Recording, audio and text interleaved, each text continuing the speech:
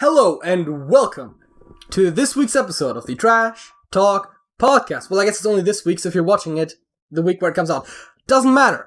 I'm your host JJ, and that right next to me is Sergey. Great start, nailed it.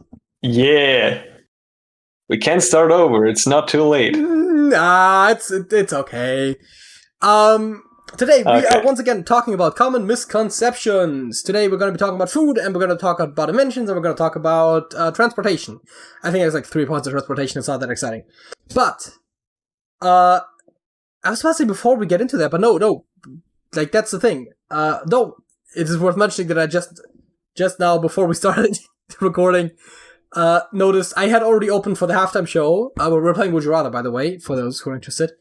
I opened the thing and just clicked next because the first question is by default pre-checked. Didn't even read what it said on the next one. But now I'm just reading that it says the tab name is Smarts or Incest. Either.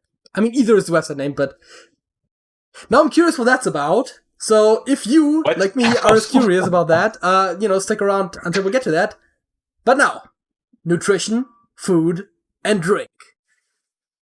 Wikipedia.org/wiki/list of common misconceptions. There's a bunch of underscores I didn't mention. I also didn't mention that the URL starts with EN because it's the English version of Wikipedia. I wonder if other language versions have different facts actually, or different misconceptions. And if we could totally leverage probably just more or less of them. I mean, yeah. It would be kind of interesting. I mean, of course, not contradictory, but it would be interesting if we just, scraped, the German, French, Russian, whatever. Like, we just scraped those off as well really quickly. However... That'd be pretty cool. Yeah, I'm going to a lot of circles. Like, you want to know misconceptions, so diet has little influence on the body. Would we actually But would we actually present them in the actual language that we read them from? So, my idea... which is kind of stupid, was to literally just open the page and, live translate them to English, as I'm reading it, which is a horrible idea, mind you. Oh, God. That's how I would have gone about it. Yeah, no.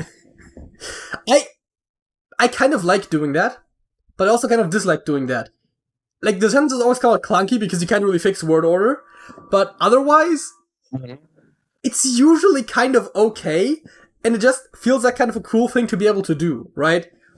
It's written in one language and you read it out in another. I don't know. I guess, yeah. I enjoy it sometimes, but what I was going to say is that diet has little influence on the body's detoxification, and detoxification diets have no scientific basis, which for some reason it puts in parentheses. Fuck! Sergey, you ruined my vocabulary. In quotation marks. Oh. Parentheses are brackets. Didn't even notice that. Yes. And the worst part is I've never made this mistake until I've heard Sergey make it multiple times.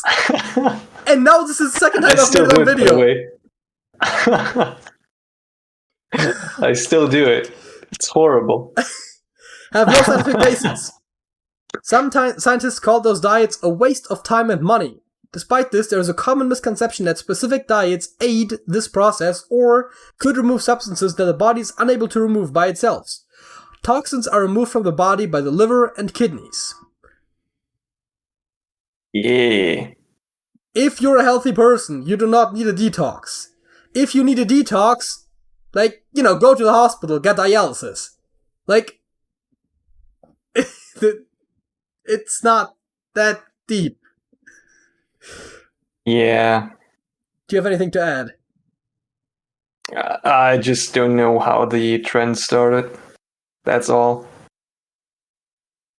Well, I assume it has something to do with being able to sell diet supplements and whatnot, and also it probably taps into some of that New Age spiritualism sort of stuff where it's not just that there's actual toxins in your body, Sergey. You have to spiritually detoxicate yourself. It's blocking your chi! Or something. I mean, I don't know if that's a fact, but if the overlap between the people who have those sort of new agey type of beliefs and the ones that do those sort of detoxes, I believe is not particularly small, so I assume that there's some sort of reason why that is connected. That would make sense, yeah. How about I take a sip of water to drink my 2 to 3 liters of water per day while you tell us about the next misconception? Sure. Drinking 8 glasses, 2 to 3 liters of water a day is not needed to maintain health. The amount of water needed varies by person, weight, diet, activity level, clothing, and environment. Health and humidity. Yeah, heat and humidity.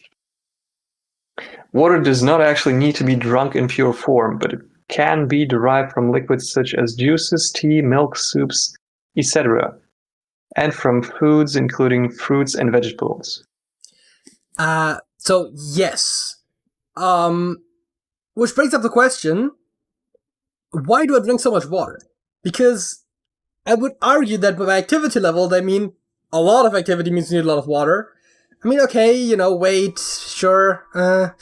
Clothing, I mean, it's not like that bad. Heat and humidity, I do notice. I drink more water in the summer than in the winter. That's a fact. Yep. But because you drink a lot of water, because I feel like I'm constantly thirsty, which is kind of weird. But anyways, now some of you might think, okay, JJ, you love your coffee so much. That's why you're so dehydrated all of the time. Drinking coffee and other caffeinated beverages does not cause dehydration for regular drinkers, although it can for occasional drinkers. I don't know about the regular versus occasional, but yes, caffeine is dehydrating, but the amount of caffeine that is in a cup of coffee dehydrates you significantly less than the amount of water in that cup hydrates you. So, it's still a net positive, and I believe I've heard that the actual amount of caffeine in coffee is, for those purposes, so small that it's not even worth accounting for. So, in other words, if you drink like a cup of coffee, it's, for your daily water intake, it's almost the same as if you just drank a cup of water. I don't know why you would drink water out of a cup, but you get my point. Yeah. Similarly, sugar does not cause hyperactivity in children. Hyperactivity, yeah, no, I thought I swallowed a syllable there. Double-blind trials have shown no difference in behavior between children given sugar-full or sugar-free diets, even in studies specifically looking at children with ADHD, or those considered sensitive to sugar. A 2019 meta-analysis found no positive effect of sugar consumption on mood, but did find association with lower alertness and increased fatigue within an hour of consumption, known as sugar crash. So I guess fatigue is kind of the opposite of hyperactivity, huh? Yeah. Though it is kind of interesting that sugar does not at all increase, what's the word? Activity? Hyperactivity. Yeah. Does not increase activity. I mean, to be fair, it does not cause hyperactivity, no difference in behavior. It could be that it's still, and since it's literally basically pure energy, after your body processes it, I would still assume that you have higher energy reserves available to some degree. Like, because it is, again, it's a carbohydrate, right? It makes energy for your body. But, the alternatives would probably still provide you with some amount of energy because they're talking about, full diets. So I assume they gave, one kid a Coke and another kid, well, maybe not a Coke, but there's caffeine in there, but like a sugary drink and a non-sugary drink or something. And they would get round about the same from those, especially if they use sugar alternatives.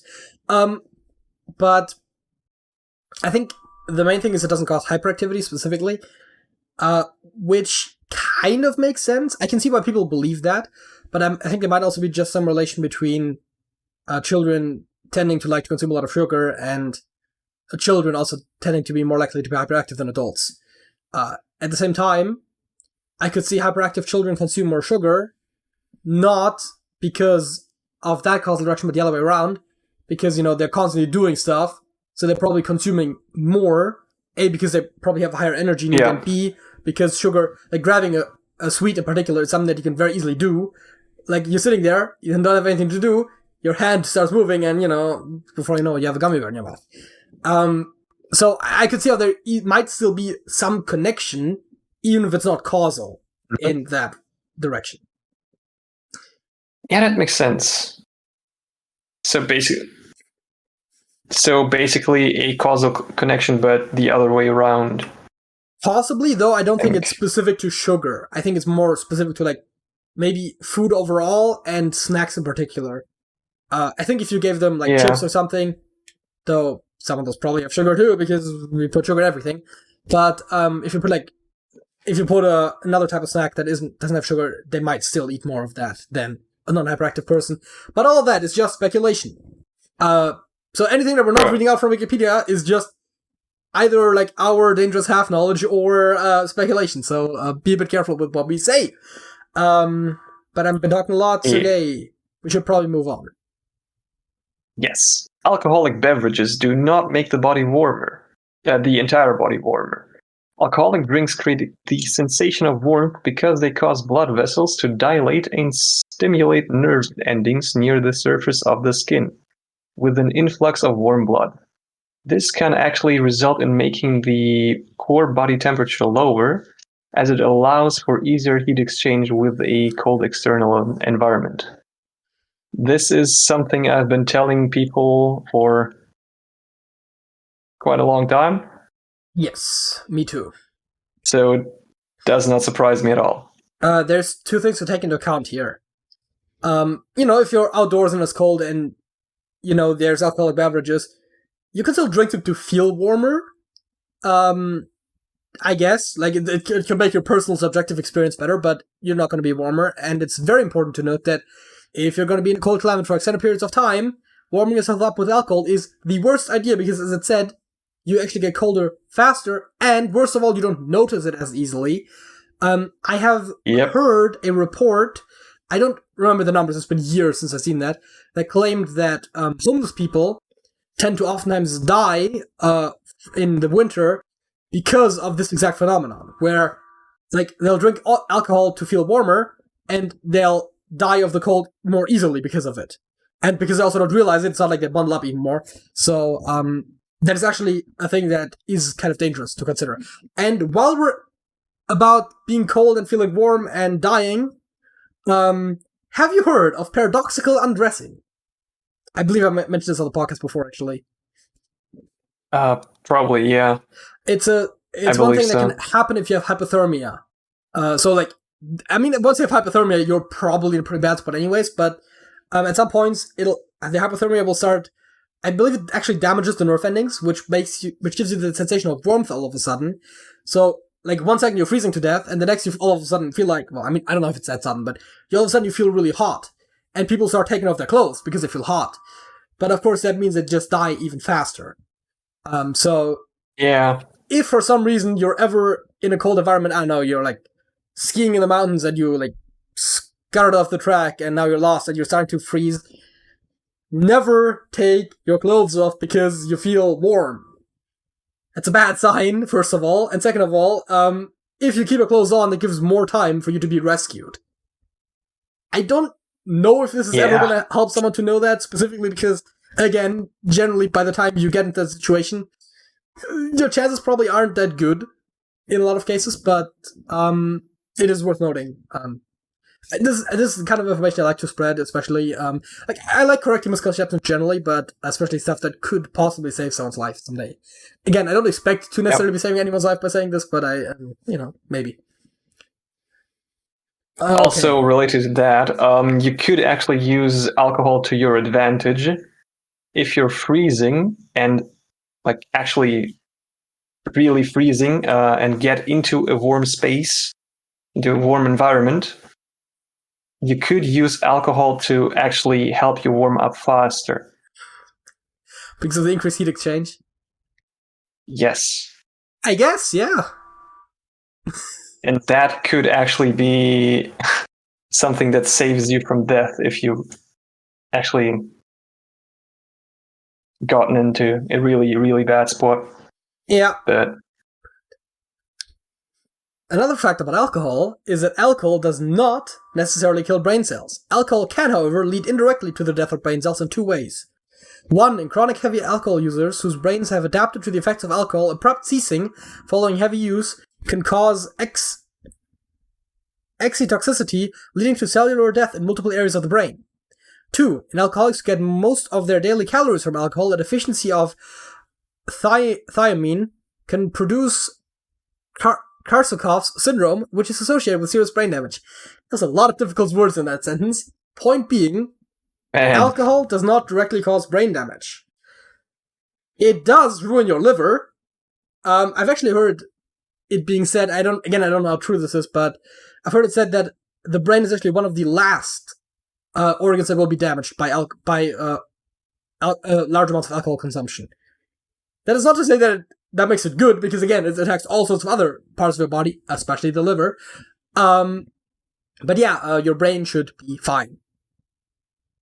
And alcohol consumption can hinder the formation of memories.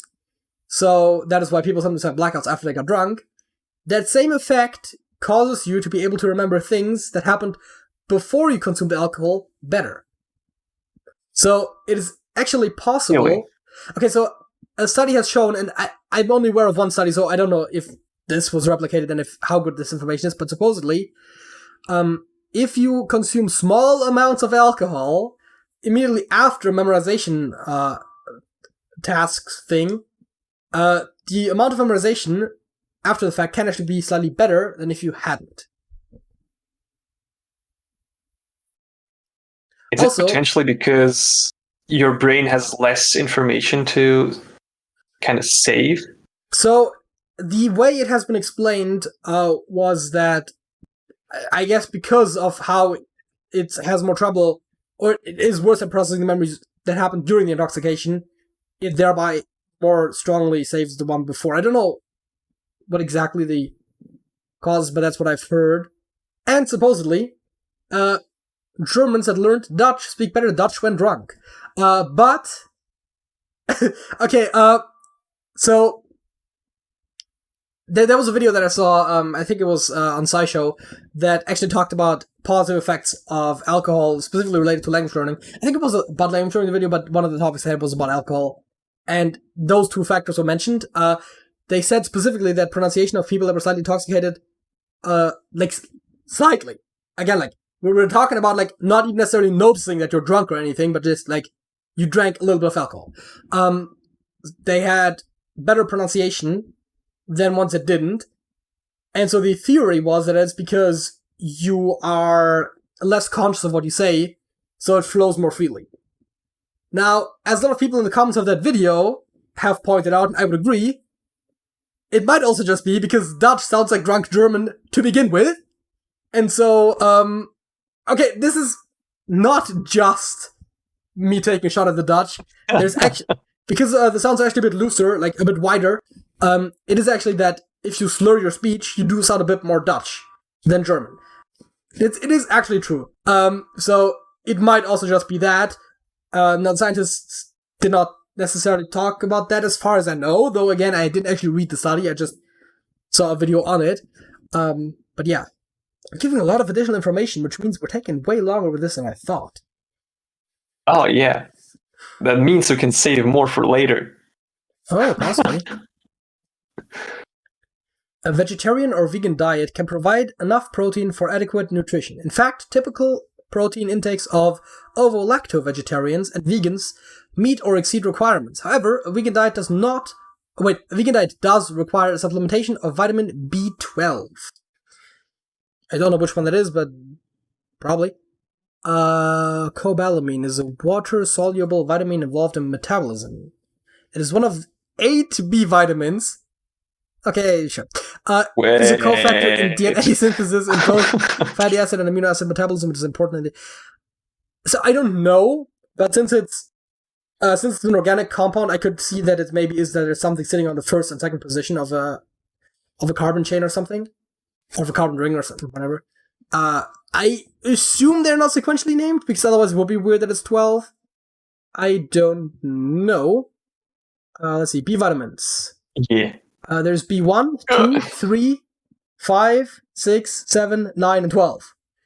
Other substances once thought to be vitamins were given numbers in the B vitamin numbering scheme, but were subsequently discovered to be either not essential for life or manufactured by the body, thus not meeting the 2 essential qualifiers for a vitamin. So, it actually is just sequentially numbered, and they just dropped 4 of them. Interesting. I mean, okay, honestly, good solution, though. It is confusing if you learn about them, but otherwise it would be really bad if you read historical texts, which I don't mean literally historical, but like previous texts, they were operating under the 12 vitamin assumption, and you renumber them, like what is currently known as 5 would be 4, and so on and so forth, and then you read about vitamin B4, it's completely different from what you know about it, and that just leads to more confusion, I think, than just saying, oh yeah, there used to be 4 others that we're not considering anymore. Yeah. That is, by the way, why a restaurant should never reuse a discontinued number. God damn it. Every time I try to order a kebab wrap, they give me the fucking box. It's annoying. No, but seriously, I didn't mention the 0... What? Oh no, the one starting with 0. That too. The pizza place that we tend to order at has both the numbers 1 through 5 and 0102030405. I think it has all of them, I don't know. But it definitely has 5 and 05, which are different things. People don't assume that leading zeros matter. This creates more confusion. Don't do that. I want an omelet, not the freaking pizza buns. That's a completely different thing.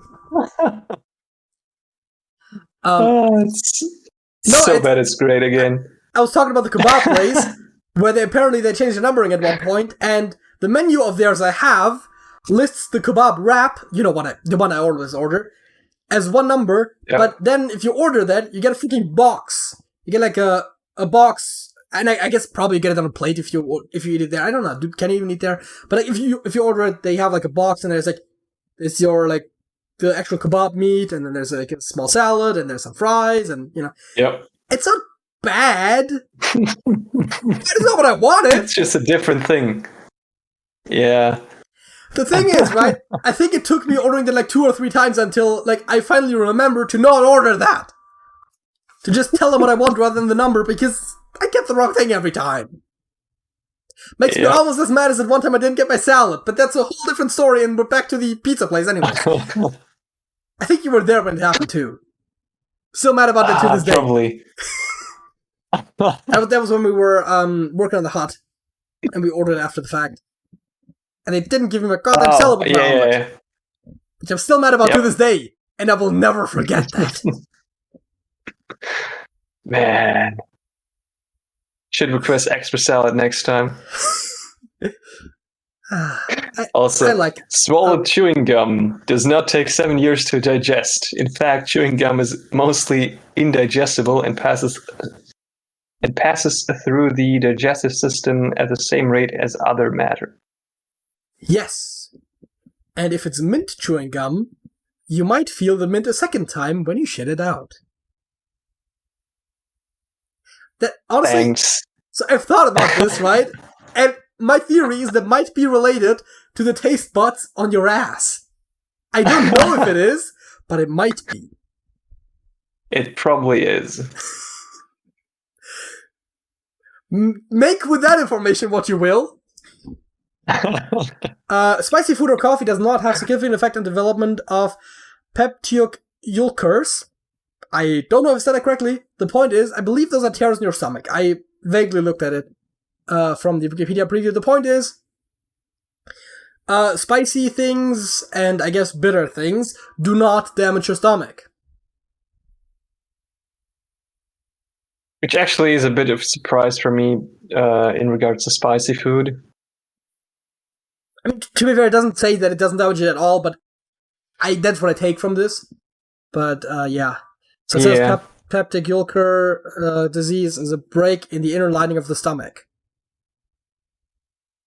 So, I mean, I don't know how else you would damage your stomach with spicy food, so that's I mean, you're not going to damage the outer lining without damaging the inner one. Yeah.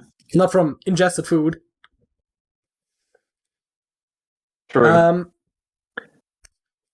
And the beta-carotene in carrots does not enhance night vision beyond normal levels for people receiving an adequate amount. Only in those suffering from a deficiency of vitamin A. Wait. The belief that it does may have originated from World War II. British information meant to explain the Royal Air Force's improved success in night battles, which was actually due to radar and the use of red lights on instrument panels.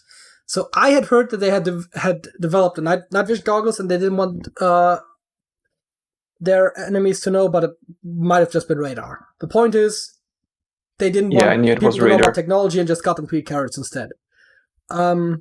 So, yeah.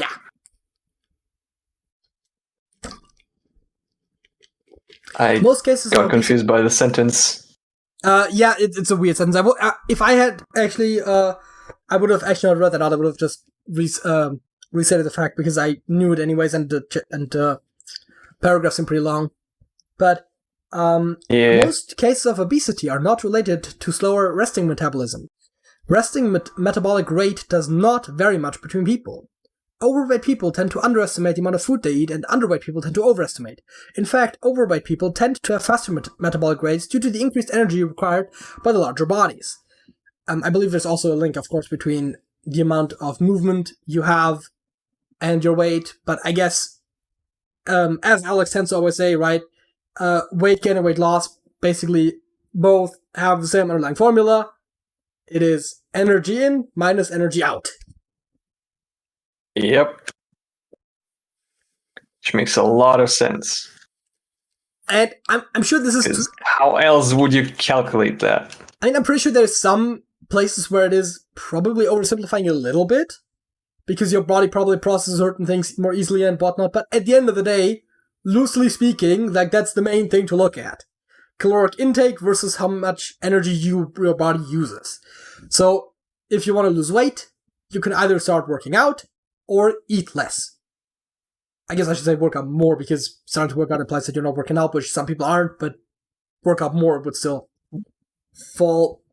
I mean, yeah, myself too, but like, some people, if I tell them to start working out, they're like, I already do that, and you know. But if I tell you to work out more, and you say, well, I don't do that, like, yeah, but doing anything is more than nothing. Well, does Beat Saber count? Yes. Yes, it does. It actually, I from what I've seen, you actually burn quite a few calories doing that.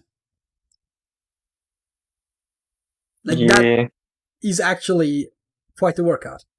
And it's definitely also better than not doing anything. I'm not saying that, like, people should, like, start playing Beat Saber instead of their workouts and whatnot, but it definitely does. It's easier to do because it's gamification. Yes, it's gamified. Honestly, gamification is one of those things we could probably talk about as a full topic at one point. And what would we say? Well, areas where it's used, why it may or may not be a good idea, how well it actually works. So basically, like a full-on presentation about that. So, okay, it's basically probably mostly just ranting about Duolingo, but the Beat Saber thing could also definitely be brought up. Yeah. Going meta. Eating normal amounts of soy does not cause hormonal imbalance. As a matter of fact, I believe I know what this is referring to. This is referring to the idea that eating soy increases your... I literally had the word. Why am I forgetting it right the second when I need it? Estrogen levels. Estrogen, that's what I was thinking about. Soy contains... What's that? It's the... well, technically, estrogens, I believe, is a category, but that is the female sexual hormone. It's the female equivalent of testosterone. Now, soy happens to contain phytoestrogen. The prefix phyto meaning plant. Humans can, in fact, not...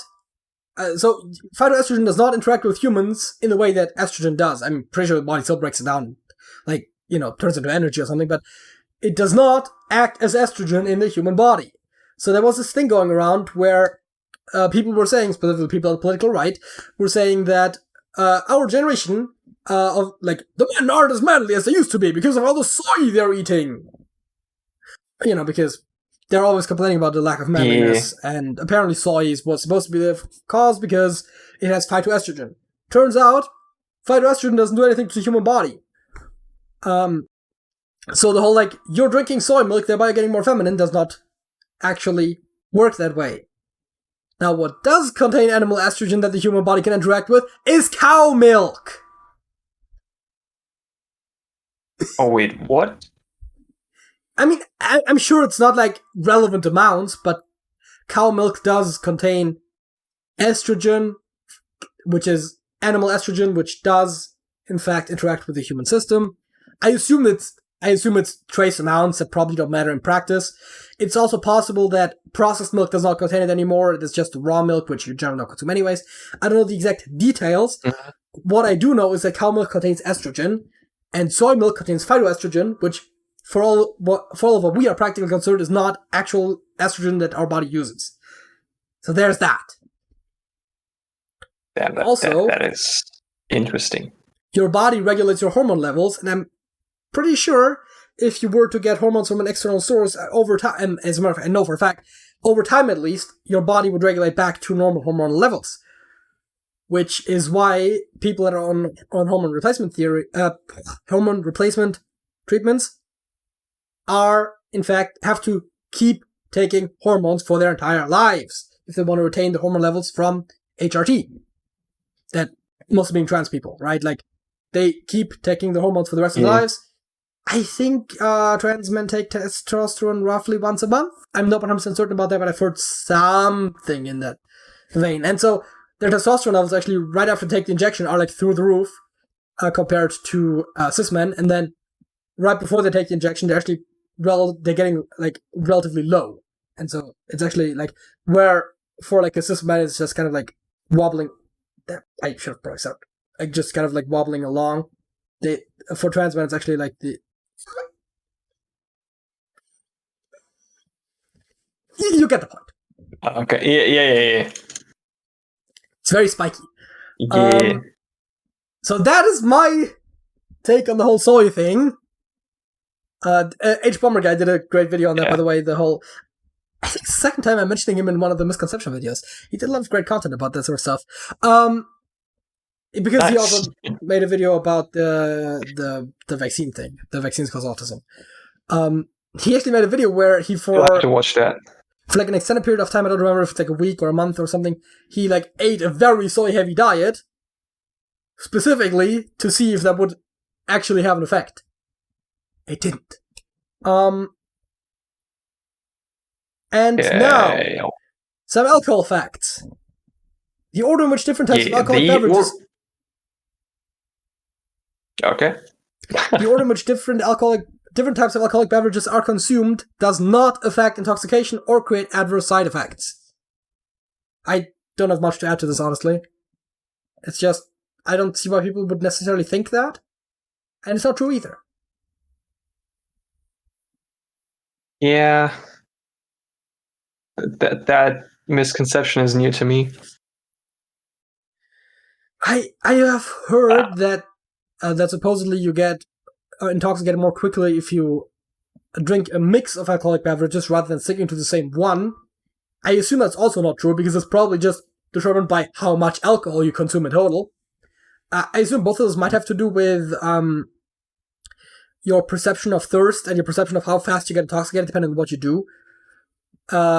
So it says here as an example of one of the things that it says you shouldn't be doing is they say you should be drinking your liquor before your beer and not after, which kind of, in a way, makes sense, right? Because if you drink a liquor first, you're going to get pretty drunk pretty quickly, and you might go a bit slower on the beer.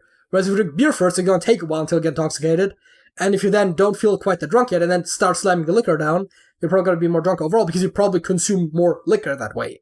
But it's more about the total amount of alcohol you're consuming, less about the order, and I also don't think the mix matters. But it is possible that certain combinations might make you feel less intoxicated at first, and thereby make you drink more overall.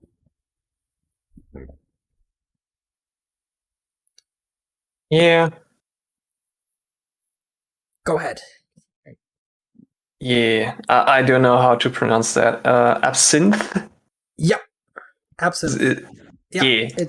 Absinthe does not have any psychoactive or hallucinogenic properties and is no more dangerous than any other alcoholic beverage of equivalent proof. I don't know what that means. I assume it means misconceptions. Probably.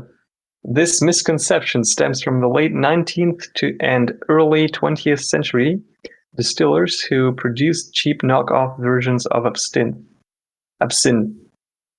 which used copper salts to recreate the distinct green color of true absinthe. And some also reportedly adulterated cheap absinthe with poisonous antimony trichloride, reputed to enhance the louching effect. Okay, so I believe absinthe has the emphasis earlier in the word than you put it, but otherwise you said that pretty well. But yeah, it's antimony trichloride, and it's also hallucinogenic. I don't know what exactly you said, but it was a bit further away from my... Hallucinogenic? Yeah, that's close. So yeah. Okay. Absinthe, strong alcohol, but not psychoactive. Okay. Do we have enough time to go over other food myths?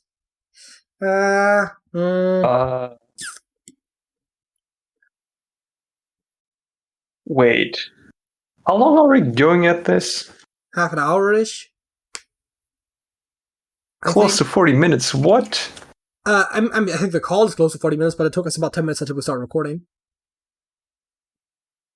Sure, but still. Yeah. My recording is currently at 37 minutes. Oh, wow. Let's go to the facts of the week then. And we're either going to do food and cooking later or not at all. Probably later, though, because some of those are really interesting. Not as much as necessarily. Actually, we could do this as a second topic. They're about as long. Point being. What? No. Oh, with the subpoints, yeah. With the subpoints, yeah. Point being, Sergey, what is your fact of this week? My fact of this week actually relates to food. Oh. Or rather, drinks. Oh. As in, cats are actually lactose intolerant. Yes. So don't give milk to cats, please. I think Alex likes pointing that one out. That's one of those that he sometimes recites as well. I don't know if he's used that as a fact of the week. Oh, really? Though he might have. But I definitely have heard him say that before. But then again, we're all smartasses, so that doesn't necessarily have to have been on the podcast. My fact of the week actually also relates to the category that we're in a way. It's about humans. Because I believe that's what the category was, the super category was. And that is that heart attack symptoms tend to be different for women. Women tend to oftentimes not have the strong chest pain of a heart attack, but I don't know the exact symptoms, but what I've briefly read up on is that common symptoms are shortness of breath and fatigue, and I think it was one of the other one that's in that ballpark. So yes, heart attack symptoms for women can be different. Might be particularly relevant if you're a woman. You might want to read up on that because you might not know if you have a heart attack. You might think it's something else. That's really interesting. Yes. It's one of those things, I believe I mentioned this more broadly. A lot of medicine has not really been tested as well on women either. So a lot of our medical information comes from men, because especially back when we started studying medicine as a more scientific approach, women weren't exactly around those fields a lot. And even now to this day, men are more likely to participate in medical trials and whatnot, so we still have more data on men than on women. More specifically, white middle-aged men and younger, right? That's what we have a lot of. I think actually younger especially, because a lot of like medicine trials are done with college students, because those are the largest group to sign up for that. But yeah, so there's some biases in how we study medicine as a subject that definitely need to be addressed, and there is definitely work being done towards that. But yeah, like if I get a diagnosis or if I get a treatment, like it's probably gonna work pretty well for me. But if you're not white or you're female, different story. Age, I think, is not as much of a factor, because we know that a lot of disease changes with age, and we have done some studies in that regard. Though dosages of medication, depending on what the medication is for, might also not be as well tested on older population groups. But yeah, medicine. Damn. I wish I would have been taught that in my first aid lecture thingy. Yeah, course. Me neither. How do you call that? I mean, yeah, the first aid course. Everyone has to take one, because, if you want to get a driver's license.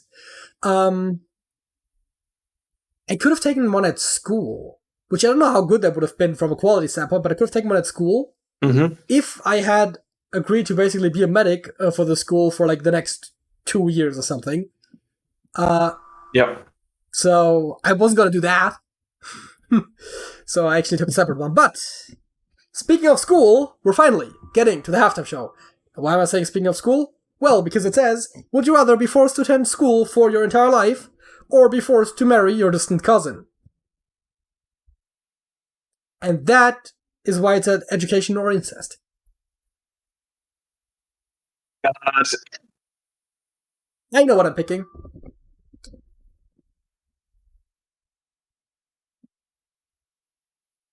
So, okay, what...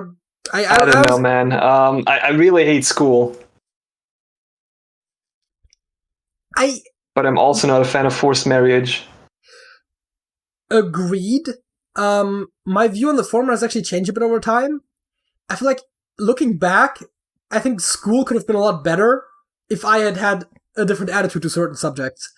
But yeah, the education system is still far from perfect, and self-learning is definitely a lot more effective, especially if you're motivated, than going to a school or learning from a teacher. Having said that, I am going to pick the second option. Here's why. Marriage doesn't mean shit. Right? Yeah. Like, you could just, like, get married, get the tax benefits, and then just, like, never speak to each other ever again. And technically, you're just forced to be married. You could get divorced, you could get it annulled. Like, it's not even as restrictive as it sounds. Like, be forced to attend school for your entire life is like laying out a lot about your life. I mean, it doesn't technically say how often you go and whatnot, but like, I'm assuming that means like, like 5 days a week. I don't know what it ends up being, like 200 days a year or something, because there's a lot of like vacation times and whatnot. And presumably at least a couple hours every day. That is a lot of investment. Even if you say like, oh yeah, it's like night school and you're going like once a week for like one subject, like that still is a lifelong commitment. Marriage, not so much. Over half of all marriages end in divorce. And again, marriage doesn't really mean anything. Yeah, that makes sense. Yeah, I'm gonna go with the second option. You've convinced me, pretty much. Though I was leaning in that direction anyways. I really don't like school. My view on school has only gotten worse over time. Bad. Huh. I guess a lot of my view of how bad the system is has gotten worse, but I think if I had to go again, in some ways, my view on the experience of going would actually be more positive. Though, I would have probably been a lot more maladjusted to the schedule these days, but that's a whole other story. Would you rather receive $5 a day for the rest of your life, or receive $50,000 right here, right now? $5 a day. Okay, let's see. The math, it's 27.4 years. I was about to say, it's a bit under 30 years. I wouldn't have done the math that exactly. Will I live past 50? Sure, hope so. How much interest do I get on $50,000 in 30 years?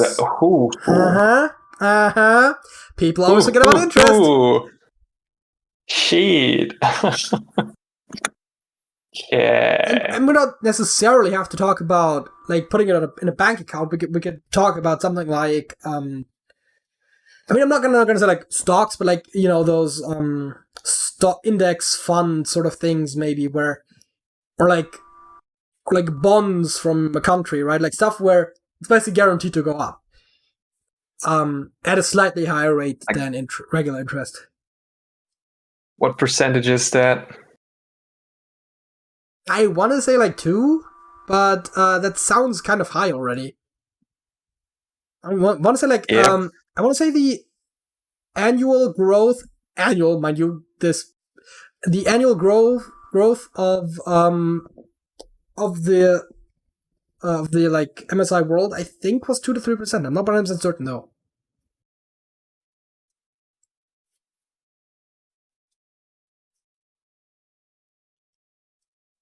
Let's go with 2%. We could probably look this up, but also like at the end of the day, this is still a math 27 problem. years. Because yes. our answer is always going to be whatever is more money overall. So it is going to remain a math problem. Okay. 83.6 thousand. That's almost, I mean, that's like more than 1.5 times as much. It's a bit less than doubling it. I guess the main question would be at that point, what is 2% of that? Right? So you said something about 80,000, right? So 2% of 80,000. Yep, 83. 83,000, and 2% of that is like. Is it actually over 100? Yeah, right. Yeah, of course. It's like 170-ish, 166. 5 times 365. You're still getting more a year, even after that. Then, so I think 5 a day is still better if you plan to live more than like 45 years from this point onward. But it definitely starts getting a closer consideration. Yeah, no, 50,000. If my math is correct.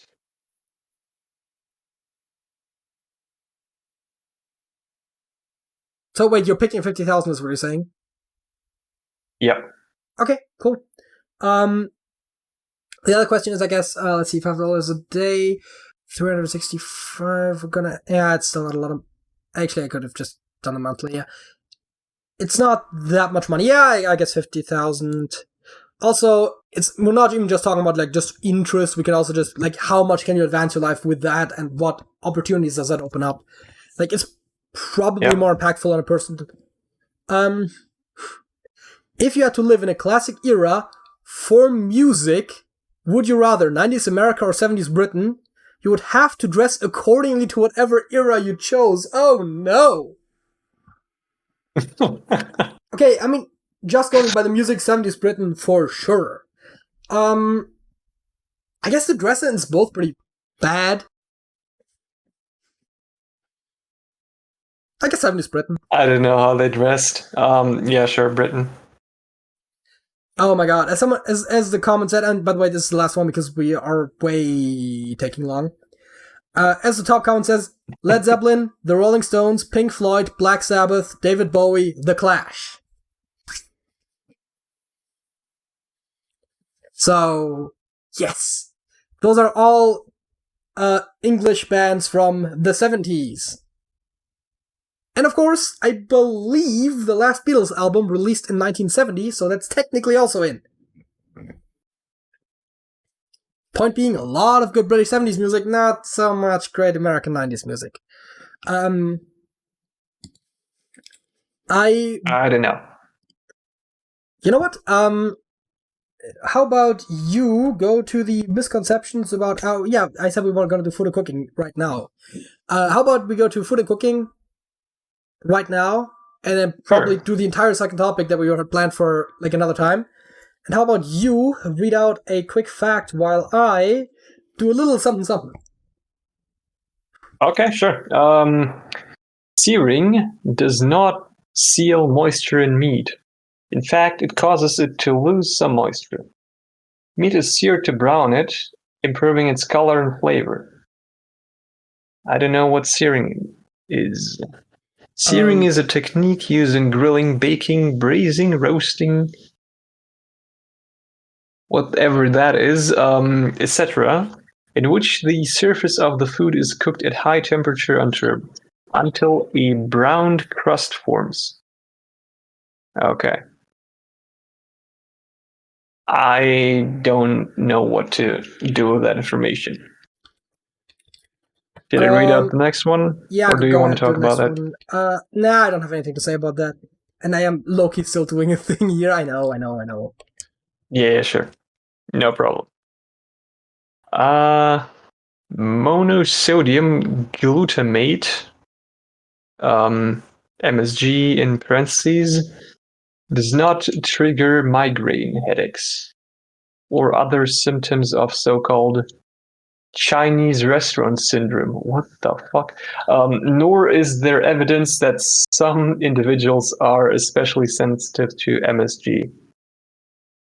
Okay, so yeah, the idea is just that you get a headache after going to a Chinese restaurant, I guess more likely, which turns out to be false. Weird fact, I thought it was interesting. So that's why I said we said it in advance we're gonna read through all of them because we screened them really quickly and they seemed interesting. It's kind of a weird one. Okay, so I currently can tell you that roughly, statistically speaking, that is a bit over 20%. Does that check out? Yeah. A little bit over 20% of my songs are songs from England from the 70s. However, and I don't know what the other number is because I haven't checked it yet, 90s USA. USA. And there. That is slightly fewer. Actually, okay, so that one is pretty much exactly 20%. The other one was slightly above 20%. That is, let's see, what is that? That is actually an exact, yeah, that is it's exactly 25% more relative to one another. I have 25% more songs from England from the 70s. That's not even Britain, that's literally just England from the 70s. Then I have songs from the US from the 90s. It's a 5-to-4 ratio. There you go! Damn. The wonders of data hoarding. So yeah, I may or may not have a database of my music collection that I can search by country and by decade. Well, actually by year, but math isn't that hard. And okay, so technically that is not my entire music collection because I'm still entering some of the data, but it is a significant chunk, and I have found that currently the ratios seem to, as I add more and more stuff into it, seem to just kind of confirm themselves. And those are both it's still relatively large sample size. It's like, I think it's over half. So, it's probably accurate. Nice. Yeah. Are you looking something up right now, or because it looks like you're looking something up? No, I'm preparing myself to read this next entry. Okay, sure. Because if you don't have anything more to say. No. Okay. This one actually surprised me because Twinkies have a shelf life of approximately 45 days, or 25 in their original formulation. Far shorter than the common and somewhat jocular myth that Twinkies are edible for decades or longer. They generally remain on a store shelf for only 7 to 10 days. So, I feel like I've heard of that myth. And it does make sense that I never understood why they would last so long, but it's kind of weird that they're cycling them off shelves after less than a quarter of their expiration time, right? Because if they have a shelf life of 45 days, I can see why you wouldn't sell them like the day they're about to, not necessarily turn bad, but like not being, listed as consumable. They can't sell them after their expiry date. That's the word I was looking for. But like, you can sell them like a week before their expiry date, I would think. Yeah. Probably because of people like that think they are edible for decades. Oh, and I guess they say it only remain on shelves for up to 7 to 10 days. So they don't say that it's because of restocking. It could also just be because people buy them. I don't know where they're taking the statistics from. But yeah, because that is what really surprised me about this. Because why would they, like, if they were, like, if they lasted that long, then why would we not use whatever we used to conserve them to conserve other perishables, right? Like, well, not perishables, but like, like sweets and whatnot. Like, of course they don't last that long. Children have not been killed. Go ahead. We can leave it at I was not. I was not surprised that they aren't edible for decades, but I thought they would have a higher shelf life than just 45 days. I guess that is pretty short, but it doesn't really shock me that much. Like, I would have thought they would have like at least a couple months. Yeah, I mean, to be fair, that is a month and a half. I know what you're saying. You would have expected it to be about twice as long, maybe, but I guess not that shocking, nonetheless. Let's actually skip one really quickly because I kind of mentioned this already. Most food is edible long after its expiration date, with the exception of some perishables. I kind of said that already, which is why I'm just putting that out there. People get this wrong a lot, and some people throw things out a couple of days before the expiration date, which is kind of crazy. Like, I have literally eaten things that were months past the expiration date, which were fine. Now, you can't do that with everything, but, and again, months is kind of radical. There's some things that probably shouldn't even have expiration. There's expiration dates on honey. Yep. There's also expiration dates on salt. Okay, salt absorbs water, which probably isn't good over time necessarily, but like, there's literally ancient Egyptian honey that has solidified, but is otherwise edible. And the solidification, you just put it with the jar in a lid of hot water. I don't know if it's boiling, but hot water, and it just like re-liquefies. Like honey is literally eternal. I don't know about like added sugar and whatnot. It's possible that something could happen with that, but like there's nothing inherently perishable about honey. The fact I was reading earlier though, and I've left you hang long enough, I think, on the murdered children. Children have not been killed or seriously injured by poisoned candy or fruit given to them by strangers at Halloween or any other time. Though there are cases where people have poisoned their own children. Ooh. Now that is a plot twist. I mean, yeah, there's actually various cases where either parents literally just want to get rid of their children and have poisoned them for that, and then there's also a psychological disorder whose name I forget right offhand, which where people want to have sympathy for like their sick children, and they basically like tend to perpetually like slightly poison their children so that they're always feeling unwell. So that people are basically just going, "Oh, you poor thing, always having to deal with a sick child and whatnot." Like, that is also a thing that happens. So yeah. But yeah, what is the gain by poisoning random children? I mean, I guess mass shootings happen, and this is just a more complicated way of doing that, basically. But also, people generally don't plan these sort of things in advance, right? Like mass murders. Unless they're done to send a specific message, like for terrorism / rebellion, whichever side of the conflict you land on, because it's basically the same thing. But like, if you don't have a particular message to send, then generally most mass killings are not premeditated a lot of time in advance. That's why oftentimes you hear like school shooters like just taking weapons that were already in the house. People rarely like get poison, then meticulously poison little pieces of candy, probably through the packaging, then distribute them. It's like way too much effort to go through if you want to kill some children.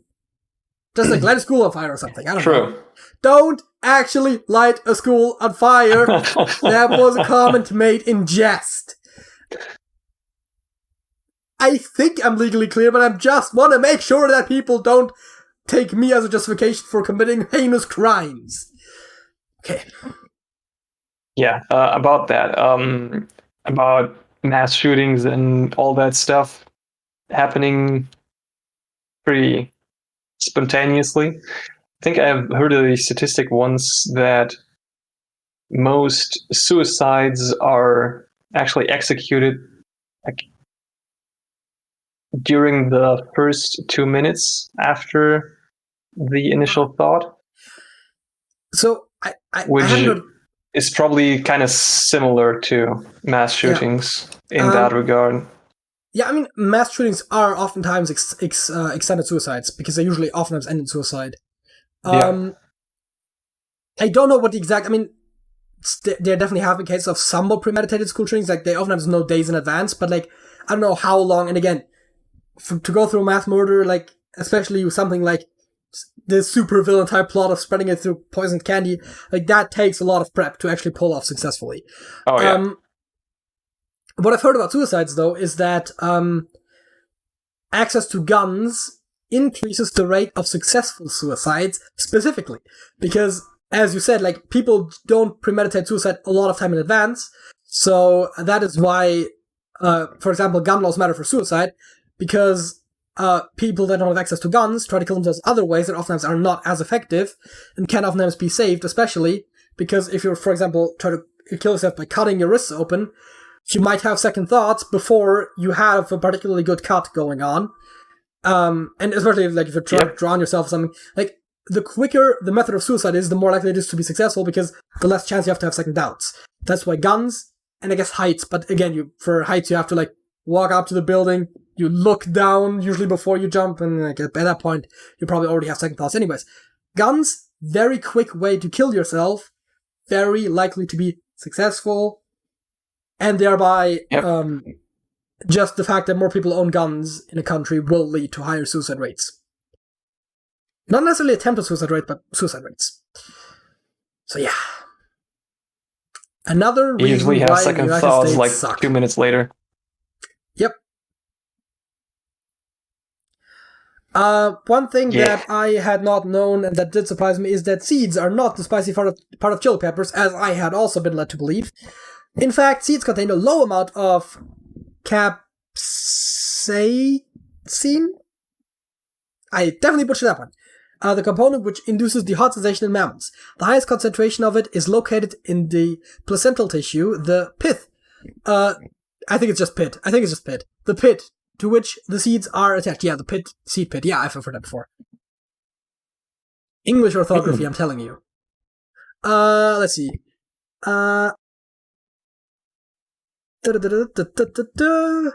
Does it say? No, it does not. Of course, it doesn't tell me how it's pronounced. They could have just said 8-methyl and vanillyl 6 non. Okay, never mind. It's not easier. Oh no, there it says. It is pronounced capsaicin.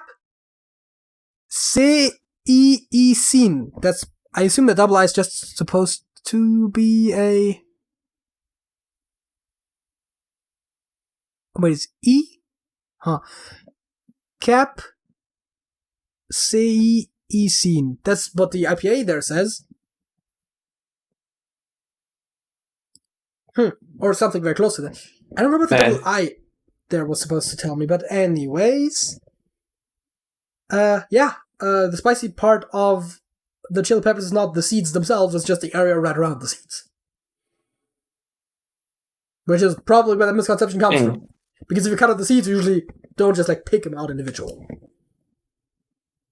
Yeah, I don't know for chili peppers. For bell peppers, you definitely cut out the whole thing. I don't know for chili peppers. How they cut them. I don't know. I never cut a chili pepper. Weird fact about myself. They're just a small. Yep.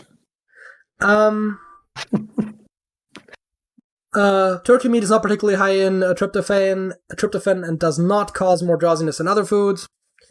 I guess people believe that. It's not true. I don't think there's much to say about that one, is there? Yeah, no. Rice does not cause birds to explode. I mean, die by inflating. So the way this says is rice does not cause birds to die by inflating their stomachs until they burst. Birds do eat wild rice, though some species avoid it. This common misconception has often led to weddings substituting, is that millet or is that millet? Confetti or other materials to shower the newlyweds as they leave the ceremony instead of traditionally throwing rice. You could throw rice, it's wasteful, but it doesn't hurt birds. I mean, everything about weddings is throwing wasteful. Rice is probably better than throwing confetti. Oh, yeah. Though, I don't think animals necessarily eat the confetti, and environmentally speaking, as long as it's made out of paper, it's probably gonna be torn down. I guess it would be by smaller animals. It's probably. I guess, yeah. I'm gonna go find. If it's bleached paper, it's probably not exactly the greatest thing, but it's not like you're throwing around plastic, which would be horrible. Seriously, what is it? 60% of plastic trash ends up in the ocean. I think it might have been more actually. Yeah, it's not good. And it literally takes hundreds of years to break down. Yep. At least to fully break down. It also, does I'm break going to down read out the next one because I find it amusing. Go ahead. Okay.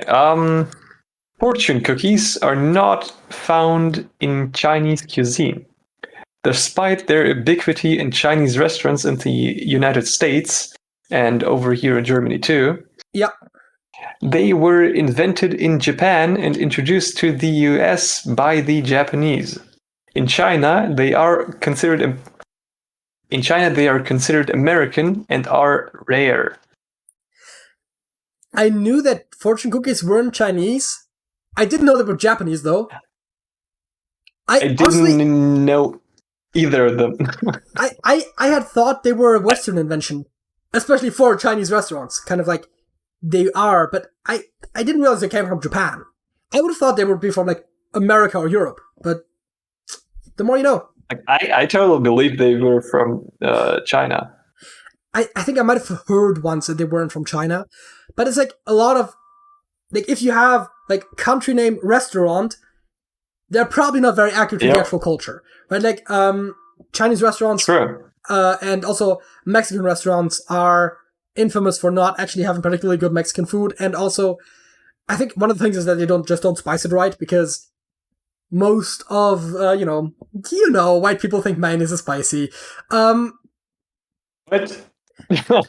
It's a stereotype, it's a joke, it's an exaggeration, but the point is that generally white people, by which I don't necessarily actually literally mean even people with a white skin color, but more people in white-dominated countries, especially white people in there though, tend to not spice their food nearly as strongly as a lot of other cultures do. So, because of that, there's a stereotype that white people are very sensitive to spices, and so the joke is being made that white people think that mayonnaise is spicy. But yeah, the idea is that if you have actually spicy Latin American food, or even also spicy Asian food, a lot of those, if you actually have them to the spice levels which they have in the countries, most, I don't want to say Westerners, because I'm pretty sure a lot of the Southern Europe, Southern America, this is pretty Western, but a lot of first world countries sort of are not used to the spice levels. And even there, the subcultures that come from those places tend to have more spicier food than white people there. So yeah, white people particularly tend to not be used to particularly spicy food. Of course, white people that come from countries where it is more normal, there's a relatively high amount of white people in South America, for example, not huge populations, but still substantial populations, those would probably be more used to it, but that's a stereotype, for sure. Speaking of spices are not used to mask the flavor of rotting meat before refrigeration. They were an expensive luxury item. Those who could afford them could afford good meat. And there are no contemporary documents calling for spices to disguise the taste of bad meat. I feel like I might have vaguely heard someone allude to that before, but yeah, I definitely knew the whole time that spices were luxury goods. I feel like it's a well-known fact. That makes a lot of sense. Worth its weight in salt and all of that. Weight gold. But also, I believe there was something about weighing up in salt, though. I think there's a metaphor about that. I'm not sure. And also the whole thing about Jesus, right? The whole nativity story of Jesus, where like those guys came and they gave him the gifts, and I think 3 gifts I mentioned in particular, and I think at least 2 of them are spices. And it's kind of a weird thing to give to a baby, but it's expensive stuff. It's supposed to represent that it's valuable. Cheers. And once again, Sergei's getting distracted during our recordings. You need one of those on-air signs. That do the job. I literally have one of those. Yep. It's so fucking cool. I know. Anything to say about spices? You need to connect it to your computer. Yeah. I was thinking in theory it would be really cool if I had like a way set up where like literally the moment I turn on the recording in the recording software, it automatically like sends a signal to the sign. But like that's a huge setup, and I don't even think I have a way to connect to the sign. It does have a micro USB port, but I'm pretty sure that's for charging or for power in general. I don't think that's for data. And you could probably just put in a micro Arduino in there with a Wi-Fi module. I mean, it's possible. The main point is just it's not worth the actual effort. Oh, it totally is. That's subjective. Steak tartare was not invented by Mongol warriors who tenderized meat under their saddles. I'm not sure if you understand any word. Okay, I didn't speak correctly. Steak tartare was not invented by Mongol warriors tenderizing meat under their saddles. I hadn't heard of this one, but I just thought it was a fascinating misconception. I know what that is. I mean, there's a lot of food history. Oh, but it's a food history category. That's why there's a lot of origins of foods in this section. Yeah. Whipped cream was not invented by François Vatel. Was it just Vatel? No, I think it's Vatel. At the Chateau de Chantilly in 1671. The recipe is attested at least a century earlier in Italy, but the name crème chantilly only in the 19th century. Man, is older. I would have butchered all of that. How about you read the next one? No. Okay, Italian. I mean, it's not that difficult. I think it would actually be Katrina, but Katrina? I'm just gonna say Catherine. Catherine de' Medici and her entourage did not introduce Italian foods to the French royal court and thus create French haute cuisine. There you go. And it wasn't that difficult. Okay. Honestly, I just mostly don't know how to pronounce Catherine in an Italian fashion, but... I don't know either. The de' Medici family, infamous for basically ruling over Florence. Which I know because they mentioned it all the fucking time when we were there. Okay, and that's another one of those things, right, that I said about school, right? We had a lot of stuff about, like, the history of Florence when we were there on a school trip. We learned a lot about it. And I couldn't have cared less at the time. Now, I actually at least find it vaguely interesting. So now I think it's kind of a bit of a waste that I didn't really make use of all of the information we were given at the time. Yeah, no.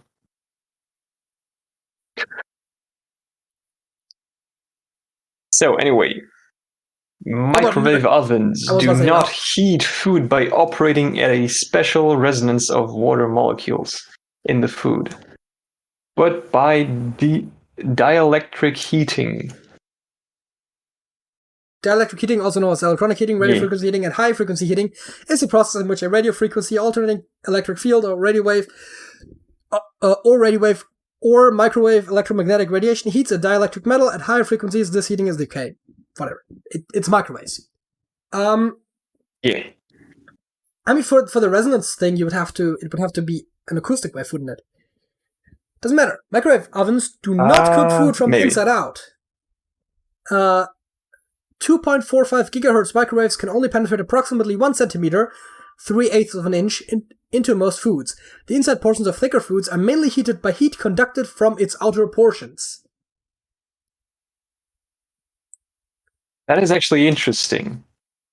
It kind of makes sense, if you think about it. I mean, yes, sure, but still.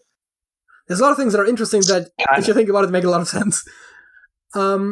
Sure, but yeah, come on. Also, 2.45 gigahertz.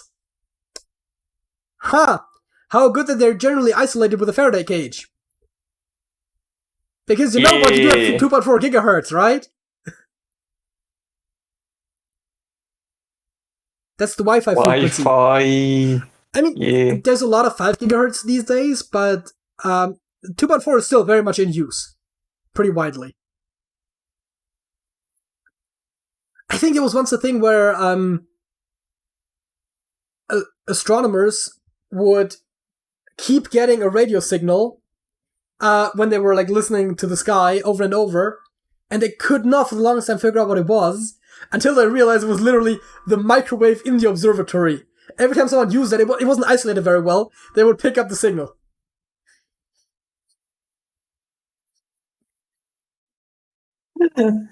This is great. I love it. Yeah. Again, this is one of those stories that I've heard and half remember. But yeah, to my best knowledge and understanding, that is in fact a fact. Speaking of radiation from microwaves, microwave ovens. You can read them out. I just remembered something I've read once, and I have to quickly write it down to research later. Microwave ovens because I'll forget it. Microwave ovens cannot cause cancer, as microwave radiation is non-ionizing and therefore does not have the cancer risk associated with ionizing radiation such as X-rays. No studies on the cancer risk associated with microwaves have identified any carcinogenicity from microwave radiation, even with exposure to levels far greater than it's likely for humans to encounter from leaking ovens. Carcinogenic is a perfectly normal word, but carcinogenicity is quite the tongue twister. We've had a lot of fun words today. But yeah, non-ionizing radiation does not cause cancer. Same goes for 5G and other wireless signals. They're all non-ionizing. It's very important. You're not going to get cancer from that. Now, what they said about X-rays, yes, you could get cancer from those, but by just getting like one X-ray, your cancer risk is very minimal, virtually zero. The only reason why the technicians tend to get put on like leather equipment and go behind a wall is because they do this every day, multiple times a day, and at that amount of exposure, it is very dangerous. Because I know there's some people pilots too that mistrust X-rays because of because it's ionizing radiation, but the exposure is so minimal that it doesn't matter, and the diagnostic value is far greater than the risk. Okay. Yeah. Looking into a microwave oven does not damage the eyes. Any heat or radiation that could harm the eyes is contained within the oven. Okay. Yeah. I mean, the radiation would only be a problem if it, again, heated the water in your eyes, because it's not ionizing, so it would more or less just pass through you, but just, again, heat you up. And the heat, kind of as with the indirect heat there, could damage your eye, but only if it got really hot. And let me tell you, even if your microwave was leaking a lot, you would probably notice that your face started feeling warm, and your eyes by extension, way before it would actually do any serious harm. And if you do notice that, either turn off the microwave or, like, get the fuck away. Yep. You don't want to microwave yourself. Inverse square law. Yeah, right. That is a good point. If you double your distance from a microwave oven, whatever the opposite of quadruple is, like 1/4 the intensity of the radiation. If you have the distance, you quadruple the intensity. That's a lot easier to say. Wasn't it like just 2 to the power of -2 or something? Yeah. Wait, no, that's not even how that works, right? The inverse square is not even how that works. It's not that. No, it is, right? It's that with double the distance is a quarter of the intensity, right? That's how that works. It's not exponential. It is actually quadratic. It's actually quadratic. I for a second I thought it was exponential, but yeah, no, it's quadratic. Those are all the misconceptions for today. We did not get to misconceptions about invention and transport. We're gonna get to those next week, probably. I mean, we're probably literally just gonna go through our entire list until we're done, right? Yeah, probably. So yeah, unless we apparently have a lot of talk about for each point, so yeah, hopefully that's going to continue with inventions and transportation. We might actually have to cut down a little bit on how we plan these, because these episodes tend to get long, and I don't categorically mind long episodes, but I'm trying to keep them under 1.5 hours, because that also makes it a lot easier to work with in post, and to get them out on time. Which, I mean, technically, I could always get them out on time as long as we record them on the right day, but I tend to have a very particular workflow, and that tends to get a bit spicy with episodes that are longer than 2 hours. Makes sense. Having said that, Sergey, do we want to talk about music? That's it? No, Wait, that's way too early. No. Yeah, music. Yeah. So, my song of the week is Count to 3 by the Chalk Eaters, featuring Ellen McLean.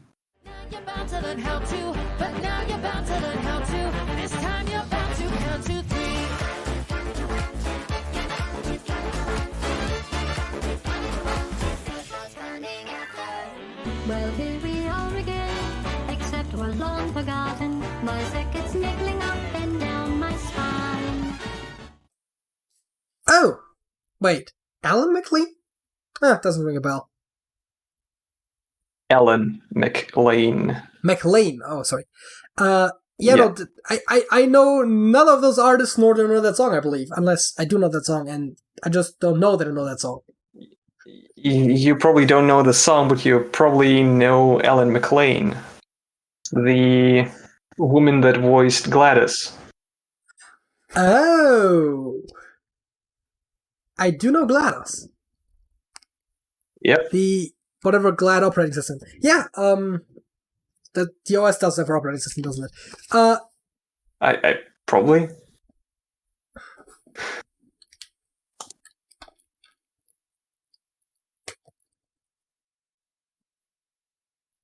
Genetic Lifeform and Disk Operating System. There we go! Hey, nice. Voiced by Ellen McLean, yeah. Designed by Michael Sphinx, created by Eric Wolpaw and Kim Swift. Species AI, gender female.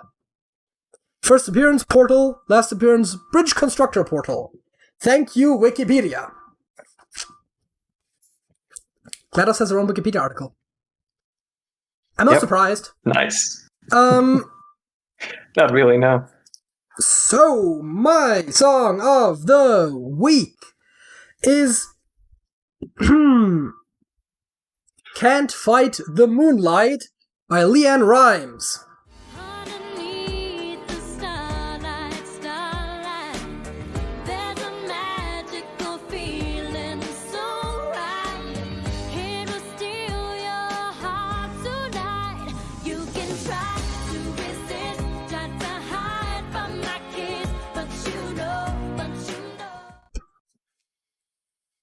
I don't have particularly much to say about that. It's a good song that I recently rediscovered.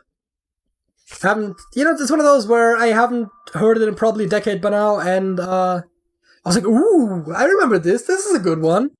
And in fact, I did remember it, and it is a good one. Wait, that's what I said.